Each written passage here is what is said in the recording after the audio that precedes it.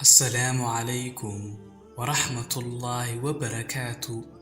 kulanti wacan oo wanaagsan idilahaantiinba waa mar kale iyo muuqaal kale oo aynu kaga faalloon doono sidaad ugu caddayn karto qof diinlaawe ah ee tiistis in uu jiro Allah adiga oo isticmaalaya caddaymaha inagu wareegsan iyo caqligaaga. waxaa soo batay Soomaali badan oo diinlaawayaal ah isla markaana af Soomaali kugula doodaya oo kule wax alla la dhaho ma jiro. haddaad run sheegaysid ii caddee inay run tahay jiritaanka Ilaahay adoon quraanka ii soo dareerin. yaase Ilaahay laga abuuray? maxaad se ku caddayn kartaa inuu isagu dunidan abuuray? iyo su'aalo badan oo noocaas ah. haddaba waxaan ururiyey su'aalaha ugu badan ee ay kuwaas lunsani dadka weydiiyaan, isla markaasna baaritaan fara badan kadib waxaan idinla wadaagi doonaa sida diinlaawayaashaas loogu jawaabo adoo isticmaalaya caqligalnimada iyo caddaymaha santifiga ah ee inagu wareegsan ee inoo caddaynaya inuu Allah subxaanahu wa tacaala uu jiro adduunkanna uu isagu abuuray. xogtan aan idinla wadaagayaa waxay ka timid cilmi baaris badan oo aan ku sameeyey mowduucan. waxaan ka soo kala ururiyey buugaag iyo muuqaallo ay leeyihiin culummada Islaamka qaybaheeda kala duwan, kuwooda nool iyo kuwa dhintayba, oo aanan magacyadooda soo koobi karin. inta aanan jawaabta su'aasheena u gudagelin, aan wax yar idinka taabto dadkan diinlaawayaasha ah waxa ay yihiin iyo meesha ay ka yimaadeen iyo waxa ay arrinkoodu ku salaysan yahay. dadkan diinlaawayaasha ah ee loo yaqaano atheists waxay aaminsan yihiin in uusan jirin Ilaahay. wax diin ah oo ay aaminsan yihiin ma jirto. Islam, Christianity, Hinduism, kulli diimaha oo dhan waxay ka aaminsan yihiin wax aan jirin. sidoo kale ma aaminsana in janno iyo naar iyo aakhiratoona ay jiraan. fikirkooduna wuxuu ku salaysan yahay saynis iyo cilmi, calashaan wixii aysan sabab scientific ah aysan u hayn ma aaminaan. waana sababta keentay inay dhahaan haddii aanan Ilaahay arkaynin, taabanaynin, una jeedin, ma rumaysnin. haddaba maanta muuqaalkeennan waxaan kaga hadli doonaa sida qofka caynkaas ah marka uu ku weydiiyo su'aashaas aadan jawaab scientific ah aadan ugu waayin, isla markaasna aad caddaymo muuqda siin karto inuu Allah uu jiro, adduunkana uu isagu abuuray, isla markaasna Allah aysan isaga cidna abuurin. marka ugu horeysa qof diinlaawe ah u jawaabay sida ku oran quraanka ayaa sidaa yiri ama rasuulka sallallahu alayhi wasallam baa sidaa yiri, sababtoo ah labada midna ma aaminsana. haddaba sidee baan ugu jawaabaynaa? way sahlantay. habkan aan kuu sheegi doono baad raacaysaa adigoo kalsooni iyo si hufan u hadlaya. marka uu ku yiraahdo ma aaminsani jiritaanka Ilaahay, waxaad ku tiraahdaa haddii uusan Ilaah jirin yaa dunidan abuuray? cirkan iyo dhulkan iyo badahan iyo buurahan xaggee ka yimaadeen? su'aashan marka aad weydiisid dhowr jawaabood baa u furan. waa midda koowaade wuxuu ku dhihi karaa cidina ma abuurin, taasi oo la micno noqonaysa wuu iska abuurmay ama dunidu iyadaa is abuurtay. marka uu sidaas ku dhaho waxaad u sharaxdaa inaysan jirin wax kaligiis iska samaysma ama meel cidlaa ka samaysma. wax walba oo samaysmay waxaa jira wax kale oo isaga sameeyey. shay walba oo hadda ay indhahaagu qabtaan waxaa jira qof sameeyey. wuxuu doono ha ahaado, afartaada dhinac waxaa ku wareegsan oo dhan mid walba waxbaa laga sameeyey. waxaas laga sameeyeyna wax kale laga sii sameeyey ilaa ugu dambayn aad gaartid meesha u dambaysa ee uu ka soo bilowday, isla markaasna ay lagama maarmaan tahay inuu jiro awood ka baxsan oo samaysay. Tusaale ahaan, adiga dunidan waxaa ku keenay hooyada iyo aabbaha, sidoo kale aabbaha waxaa keenay hooyadiis iyo aabbihii, sidaa kuwad ilaa ugu dambayn aad gaartid nebi aadam calayhi salaam. kadib aad isweydiinaysid, nebi aadam haddaan ka soo bilaabannay isaga yaa adduunka keenay? Markaasaa waxaa kuu soo baxaysaa in awood isaga ka weyni ay abuurtay ama samaysay. awooddaasna waa allah subxaanahu wa tacaala. marka halkaa aad marayso, waxaa kuu baxaysa sheekadii ahayd adduunka cidna ma samayn ama isagaa iska samaysmay. markaas waxaa laga yaabaa inuu ku dhaho, waayahaye adduunkan ilaahay abuuray, maxaad iigu caddayn kartaa? markaas ayaad u gudbaysaa wejiga labaad ee doodda, waxaadna odhanaysaa, mashiin walba ama qalab walba oo dunidan korkiisa aan ku aragno ee qof sameeyey, waxaa la socda buug yar ama warqad kuu sharaxaysa sida loo isticmaalo ama sida loo daaro. tusaale ahaan, kaba soo qaad waxaad soo gadatay maanta moobayl casriya oo aan hore u jirin, weligaa hore uma aad arkin. isagoo kale si loo isticmaalana ma taqaanid. haddaba waxaad u baahan tahay wax ku haga si aad u isticmaashid. haddaba qofka diinlaawaha ah waxaad weydiisaa su'aasha ah, ka soo qaad waxaan helnay mashiin weyn oo meel yaalla, isagoo kalena weligiis ma aynaan arkin. waa markii noogu horraysay. si loo daaro iyo wax uu yahay toona ma naqaan. haddaba si aan bahalkan u fahanno, yuu noqon karaa qofka ugu horreeya ee aan weydiino ee inoo sharixi kara? dabcan wuxuu ku dhahayaa qofkii sameeyey ama ikhtiraacay baa inoo sheegi karaa. su'aashaas marka aad weydiisid kadib, waxba ha la sii murmin, waxba sheeko kale ha u gelin. adoo hadalkaaga sii wata, waxaad u sheegtaa dunidan aan maanta ku nool nahay, qaaradaha, cirka, dhulka, badaha, buuraha, in la aaminsan yahay inay ka timid ama ka samaysantay walax loo yaqaan Big Bang. kadibna baaritaano badan oo ay sameeyeen culimmada cirka iyo hawada sare oo kaashanaya culimmada barta dhulka iyo taariikhdiisa, ay xaqiijiyeen in adduunkan uu ka samaysan yahay fikradda odhanaysa The Big Bang waxa weeye fikrad odhanaysa in adduunka oo dhan uu ahaa markii hore hal dhagax oo weyn, kadibna burburay. markii uu burburayna ay samaysmeen qaaradaha aan maanta ku noolnahay iyo buuraha iyo badaha. halkaa markaad maraysid, waxaad u sheegtaa in fikraddan The Big Bang la ogaaday sannadkii 1927, isla markaana uu ogaaday nin la oran jiray George Lemaitre.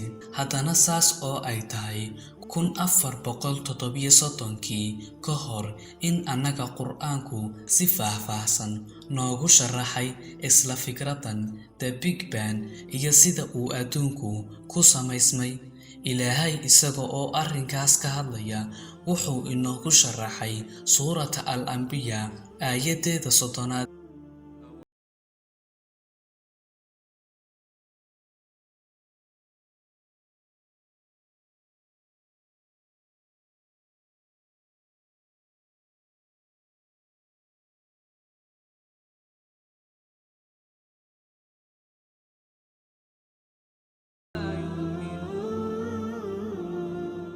miyayna arkayn kuwii gaaloobay in samooyinka iyo dhulku ahaayeen kuwo isku dheggan, oona kala bixinay kana yeelnay biyaha wax kasta oo nool? miyay rumaysnayaan? kadib waxaa laga yaabaa inuu ku dhaho, waa wax uun isku aadismay ee shaqo iskuma laha. Waxba ha la sii murmin. U gudub qodobka ku xiga. Waxaad u sheegtaa in culimada saynisku dhowaan caddeeyeen in qaabka dhulku ama shakliga dhulku uu u samaysan yahay uu yahay hab wareegsan ama sida ukunta oo kale ah. Dabadeedna waxaad sheegtaa in markii u horreysay ee arrintan la ogaaday ay ahayd 1597kii uuna ogaaday Sir Francis Drake. Haddaba waxaad u sheegtaa in 1430 sano ka hor uu Ilaahay rasuulkiisa u sheegay in dhulku yahay mid wareegsan. Ilaahay subxaanahu wa tacaala isagoo arrinkaa ka hadlaya wuxuu quraankiisa noogu sheegay suurata as-sumur aayadeeda 5 wal-ardha bil-haqqi yukawwiru al-layla 'ala an-nahari wa yukawwiru an-nahara 'ala al-layl wa sakhkhara ash-shamsa wal-qamara kullun yajri li ajalin مسمى ألا هو العزيز الغفار. isaga abuuray samooyinka iyo dhulkaba si dhab ah, wuxuuna habeenka ku daboolaa maalintana ku daboolaa habeenka, wuxuuna sakhray qorraxda iyo dayaxa, mid walbana wuxuu ku socdaa muddo magacaaban. Eebana waa adkaadee dambi dhaaf badan. Aayadani waxay caddaynaysaa in dhulku uu yahay mid wareegsan, sababtoo ah maalinta iyo habeenku ma samaysmeen haddii aysan midkoodba midka kale daboolin ama uusan qarin. Sida cilmiga saynisku inoo sharaxayna, dhulka wareegsanaanta uu wareegsan yahay waxay keentay maalinta iyo habeenka, sababtoo ah qorraxda iyo dayaxuba waxay ku dul wareegaan dhulka. Sida aayadda ku xusan, Ilaahay wuxuu inoo sheegay in qorraxda iyo dayaxu ay ku socdaan muddo magacaaban. Diinlaawihii waxaa laga yaabaa inuu ku dhaho Nebi Maxamed sallallahu calayhi wasallam wuxuu ahaa nin caqli badan, waxaana isagaa ka sii fakaray ee wax shaqo isku leh maaha. Waxba ha la sii murmin, ka sii soco. Kadibna waxaad u sheegtaa in culimada saynisku ay dhowaan ogaadeen in dayaxa iftiinkiisu uusan ahayn mid uu asagu leeyahay ee uu yahay iftiin uu qorraxda ka soo amaahday, isla markaasna uu iftiinka dayaxu ka yimid reflectionka qorraxda iftiinkeeda ah. Ilaahay oo arrintan ka hadlaya wuxuu yidhi suurata al-furqaan aayadeeda 61: tabaaraka alladii jacala fi as-samaa'i buruujan wa jacala fiihaa siraajan wa qamaran. waxaa khayr badnaaday eebbaha yeela samada burjiyo, yeelayna dhexdeeda siraaj qorrax iyo dayax ifi. Kelmadda Allah subxaanahu wa tacaala uu aayadan dhexdeeda u adeegsaday waa siraaj, taasoo la micno ah qorrax, isla markaasna ereygan micnihiisu uu yahay walax iftiinkeeda u gaarkaa bixisa sida tooshka oo kale, halka ereyga Ilaahay subxaanahu wa tacaala uu ereyga muniir adeegsaday aayadan oo uu ula jeedo dayaxa, isla markaasna ereygan macnihiisu uu yahay shay wax u iftiiminaya iftiin uusan lahayn ama reflection light. halkaa markaad maraysid waxaa laga yaabaa in diinlaawihii wax uu sheego uu garan waayo, deetana waxaad ugu sii dartaa in aad iskoolka ku soo baratay maadada jigraafiga qaybta solar systemka ah in dhulku uu marna ku wareego qorraxda si uu sanadka u samaysmo, marna uu ku wareego tiirkiisa u gaarka ah si ay maalinta iyo habeenku u samaysmaan. Ilaahay oo arrinkaas ka hadlaya wuxuu ku yidhi al-anbiya aayadeeda 31: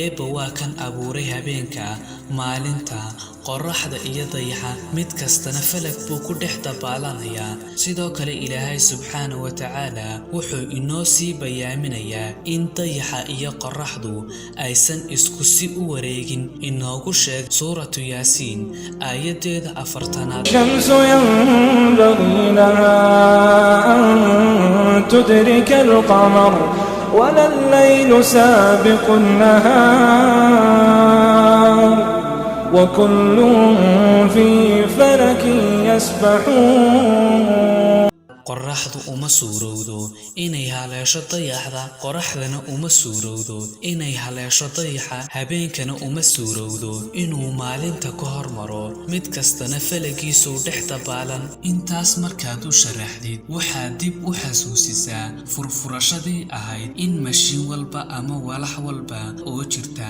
ay u baahan tahay cid samaysay ama abuurtay isla markaasna ay la socoto buug ama barnaamij iyada sharaxaya isla markaasna waxaad u sheegtaa in dunidan uu Allah abuuray ee aysan iyadu iskeed isku abuurin meel cidlaana aysan ka iman taasna waxaa kuu cadaynaya sida uu Ilaahay inoogu sharaxay adduunka iyo sida uu u shaqeeyo ama tilmaam bixiyaha uu Allah isticmaalay si uu dunida inoogu sharaxana uu yahay quraanka ma rabo inuu muuqaalku dheeraado ee quraanku wuxuu ka hadlay oo inoo sharaxay biyaha iyo siday u samaysmaan dhirta iyo labkeeda iyo dhadigeeda ilmaha uurka ku jira iyo sida uu u samaysmo atomka iyo sida walxuhu u samaysmaan shinnida iyo siday malabku u samaysmo iyo cilmiyo badan oo saynisku dhawaan ogaaday balse innaga quraanka naloogu sheegay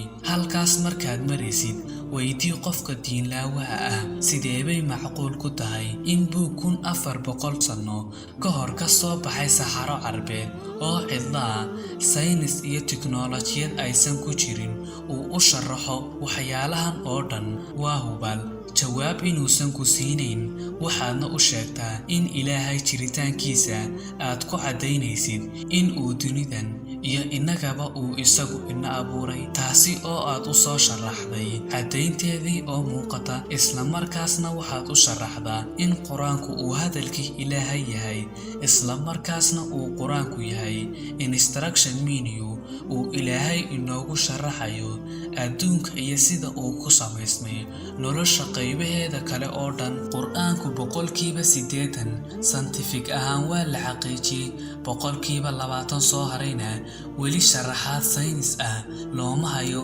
waxaana la aaminsan yahay in waqtigeeda ay iman doonto maadaama uu quraanku yahay kitaab loogu talagalay ummadaha oo dhan ilaa qiyaamuhu uu ka dhici doono wassalaamu calaykum waraxmatullaahi wabarakaatuh intaan ku kulmi doono muuqaalka kan xiga waxa aan idinkaga tegayaa ammaano Allah